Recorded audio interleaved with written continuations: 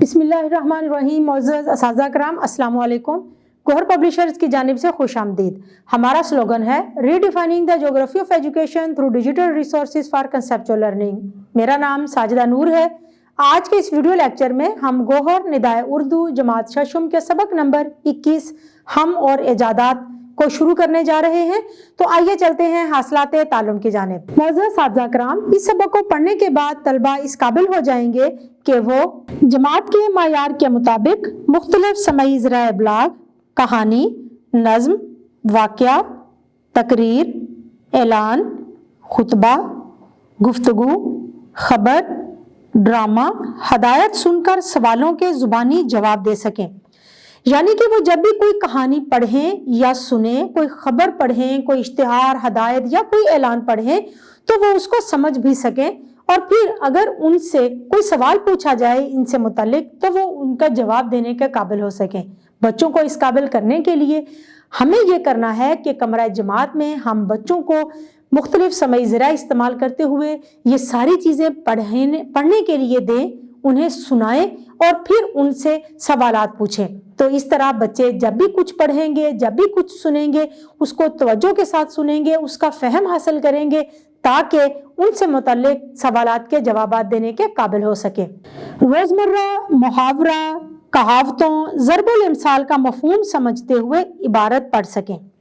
सबसे पहले हमने बच्चों को ये बताना है कि रोज़मर्रा क्या है। रोज़मर्रा से मुराद वो अल्फाज हैं जो अहले ज़ुबान अपनी ज़िंदगी में इस्तेमाल करते हैं, जिनके मानी हकीकी मानों में लिए जाते हैं। मिसाल के तौर पर आए दिन, रोज़ बरोज़, दिन ब दिन, तो इनका मतलब हर गुज़रते दिन के साथ है। तो इनके मानी को हम हकीकी मानों में इस्तेमाल करेंगे।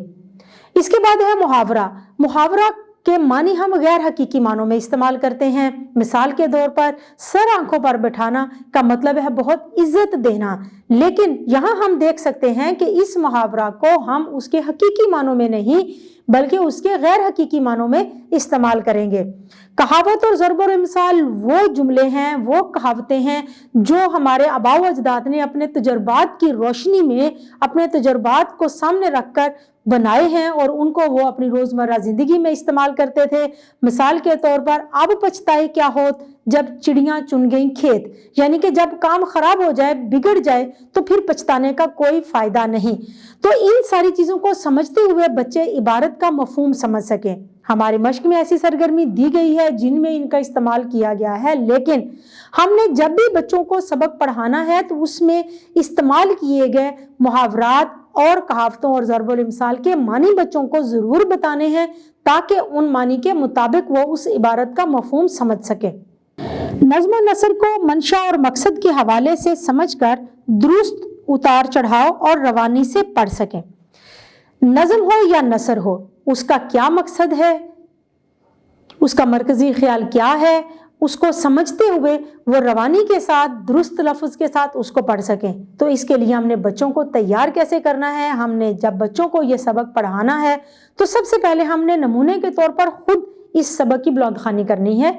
मुश्किल अल्फाज आप वाइट बोर्ड पर लिख कर बच्चों को बार बार दोहरा सकते हैं। उसके बाद फिर हर बच्चे से बुलंदखानी करवानी है। उन बच्चों से तो ख़ास तौर पर करवानी है जिनके बारे में आपको पता है कि इन बच्चों को पढ़ने में, दुरुस्त लफ्ज़ की अदायगी में मुश्किलात पेश आती है।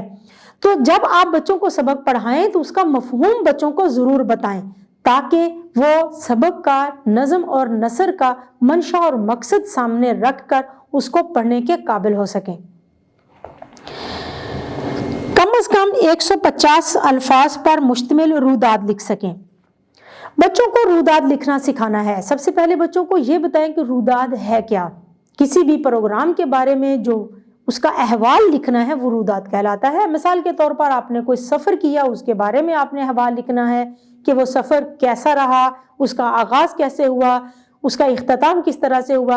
आपने कोई प्रोग्राम अटेंड किया, मिसाल के तौर पर यौम आज़ादी का कोई फंक्शन है, प्रोग्राम है, आपने यौम पाकिस्तान पर कोई प्रोग्राम देखा, रबीउल अव्वल के हवाले से जश्न ईद मिलादुन नबी का कोई प्रोग्राम देखा, तो उसकी रुदाद लिखनी है, उसका अहवाल लिखना है।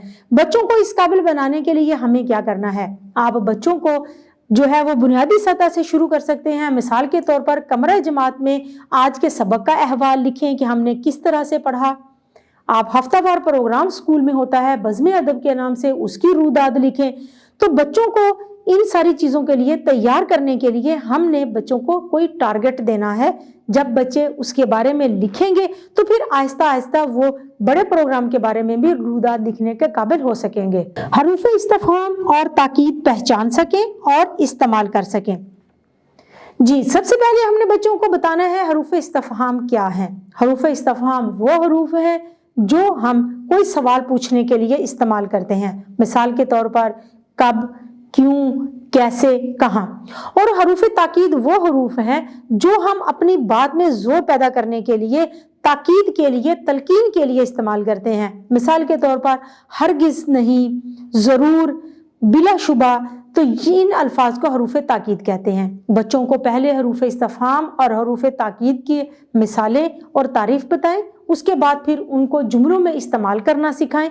तो जितनी ज़्यादा आप मश्क कमरा जमात में करवाएंगे उतना ही ज़्यादा बच्चों का ताल्लुम पुख्ता होगा। इसम की अक़साम बिलहाज़े बनावट, इसम नकरा की अक़साम, इसम ज़ात की अक़साम को पहचान सकें और इस्तेमाल कर सकें। जी, बच्चों को हमने बताना है सबसे पहले कि इसम की अक़साम बिलहाज़े बनावट कौन कौन सी हैं। इसम की अक़साम बिलहाज़े बनावट 3 होती हैं, इसम जामद, इसम मस्दर और इसम मश्तक। उनकी तारीफ़ और उनकी मिसालें दें और फिर उनको ज़्यादा से ज़्यादा मश्क करवाएं। उनको उनकी मिसालें देने के लिए कहें आप तख्ता स्याह पर एक फहरिस्त दें, उसमें से इसम मस्दर, इसम जामद और इसम मश्तक को अलग अलग करें। इस तरह की और बहुत सारी सरगर्मियाँ आप तरतीब दे सकते हैं। इसम नकरा की अक़साम और इसम ज़ात की अक़साम बच्चों को बतानी है कि इसम ज़ात की कौन कौन सी अक़साम हैं। इसम मुसग़र है, इसम मुकब्बर है, इसम आला, इसम सौत, इसम ज़र्फ़ ज़मा और मकाम। इनकी मिसालें दें, इनकी तारीफ बताएं, इनके मिसालें दें और फिर इनकी भी आप एक फहरिस्त बना सकते हैं और उसमें से हर एक किस्म को उन्होंने अलग अलग करना होगा। जितने ज़्यादा आप मश्क करवाएंगे उतना ही उनका ताल्लुम पुख्ता होगा और उतना ही वो ज़्यादा अच्छे अंदाज में सीखेंगे।